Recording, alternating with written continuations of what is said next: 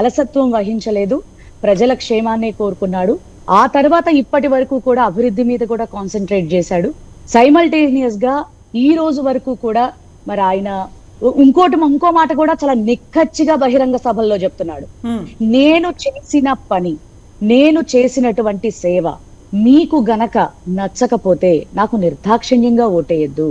కాదు, మీ బిడ్డ మీకు పని చేశాడు, మీ అన్నగా మీ తమ్ముడుగా పని చేశాడని మీకు మీ మనస్సాక్షికి గనక అనిపిస్తే నన్ను ఓటేసి దీవించండి, మరలా మీకు సేవలు అందిస్తానని చెప్తున్నాడు. సో కాబట్టి మేము చాలా ఆత్మవిశ్వాసంతో ఉన్నాం. భగవంతు ఆశీస్సులు, ప్రజల ఆశీస్సులు రెండు మాకు మెండుగా ఉన్నాయి. 2024లో ఖచ్చితంగా విక్టరీ సాధిస్తాం. పుణ్యశీల్ గారు, క్షేత్రస్థాయిలో మీరు అనుకున్నట్టుందా? మీ సీఎం గారు జగన్మోహన్ రెడ్డి గారు చెప్తున్నట్టు నా పరిపాలన నచ్చితేనే నాకు ఓటేయండి, లేకపోతే వద్దు అని చెప్తున్నట్టు క్షేత్రస్థాయిలో ఆ విధంగా మీకు అనుకూలంగా ఉందా?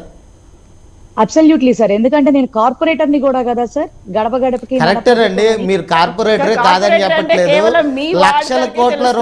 లక్షల కోట్ల రూపాయలు సంక్షేమ పథకాల ద్వారా ప్రజలకు అందిస్తున్నామని చెప్పుకుంటున్న జగన్మోహన్ రెడ్డి గారి ప్రభుత్వం ఇంతమంది అభ్యర్థుల్ని ఇప్పటివరకు 15 మందిని చేంజ్ చేశారు, ఇంకా 80 మందిని కొంతమంది మంత్రుల్ని ఎమ్మెల్యేలని చేంజ్ చేస్తున్నారు అని టాక్ నడుస్తుంది.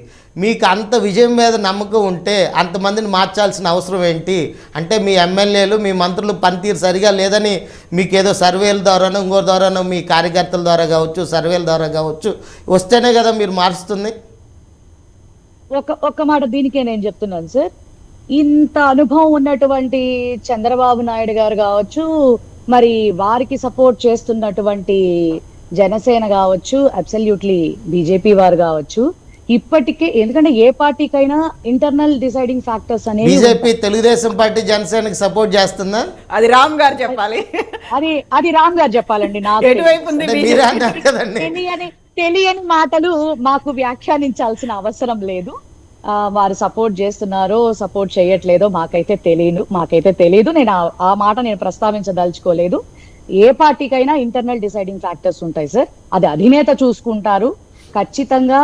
ఎందుకంటే ఆంధ్ర రాష్ట్రంలో మేం చేసినటువంటి సేవకి ఖచ్చితంగా మరి ఒకసారి అవకాశం అనేది ఖచ్చితంగా ఆంధ్ర రాష్ట్రానికి రావాలి. ఖచ్చితంగా అది ప్రజలు కూడా ఇవ్వడానికి సిద్ధంగా ఉన్నారు. ఎందుకంటే నేను ఇంత ఘంటాపథంగా ఎందుకు చెప్తున్నాను అంటే ప్రజలే చెప్తా ఉన్నారు.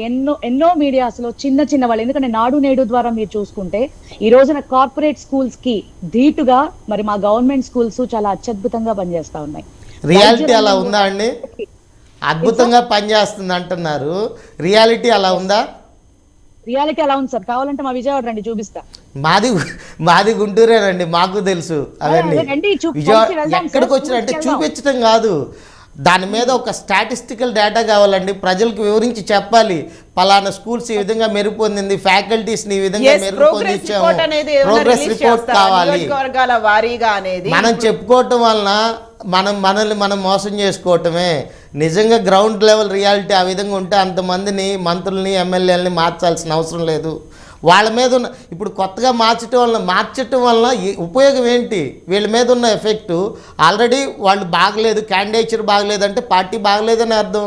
వాళ్ళని మార్చడం వలన, వాళ్ళు ఇంకోళ్ళకి పంపించడం వలన ఇక్కడ కొత్తగా వచ్చే వాళ్ళకి ఏమన్నా లబ్ధి చేకూరుతుందా మీ పార్టీకి? సో నరేష్ గారి క్వశ్చన్కి ఒక చిన్న ఎక్స్టెన్షన్ పుణ్యశీల గారు, ఇక్కడ సజ్జల రామకృష్ణారెడ్డి గారు ఒక మాట చాలా క్లియర్గా చెప్పారు. గెలుస్తారు, కాకపోతే మెజారిటీ ఇంకా పెరగడానికి మేము మారుస్తున్నాము, గెలవరని కాదు, గెలుస్తున్నారు కాకుండా ఇంకా భారీ మెజారిటీ రావాలి కాబట్టి వాళ్ళని మారుస్తున్నాము అనే మాట చెప్పారు. సో దానికి ఎక్స్టెన్షన్గానే నిజంగా అదే దాంతో చేస్తున్నారా, లేకుంటే అక్కడ ఉన్నటువంటి అసంతృప్తులు ఏవైనా ఉన్నాయా, లేకుంటే క్యాడర్ని కలవలేకపోతున్నారా, గడప గడపకు వైఎస్ఆర్సీపీ కార్యక్రమాన్ని తీసుకెళ్ళలేకపోతున్నారా ఏంటి అనేది? ఇది కాదండి, అండ్ బేసికల్ గా మాకు తెలియపరిచింది ఏంటంటే ఈ ఎస్సీ ఎస్టీ బీసీ మైనారిటీస్ కి ఈసారి ఎక్కువ ప్రాధాన్యత ఇవ్వాలి.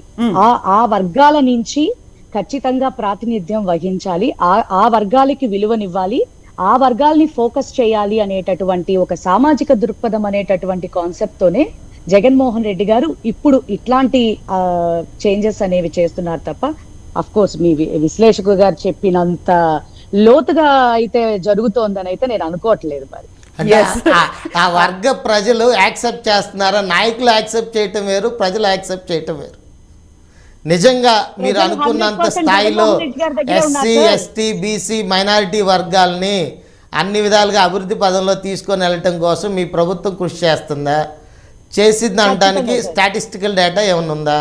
నిజంగా ఈ విధంగా వాళ్ళకి సెల్ఫ్ ఫైనాన్స్ కానీ లేకపోతే ఎడ్యుకేషన్ పరంగా కానీ ఇన్ని విధాలుగా వాళ్ళు అభివృద్ధి చెందారు, ఆ డేటా మీ దగ్గర ఉందా? వాళ్ళకి అభివృద్ధి చెందిన వాళ్ళకి ఏమన్నా ఉపాధి మార్గాలను కల్పించడం, ఇప్పుడు డెవలప్మెంట్ అంటున్నారు, డెవలప్మెంట్ లేదని ప్రతిపక్షాలు మిమ్మల్ని అంటని, ఎటువంటి ఉద్యోగ కల్పనలు కల్పించట్లేదు, ఎటువంటి ఇండస్ట్రీస్ రావట్లేదు ఏపీకి, మొత్తం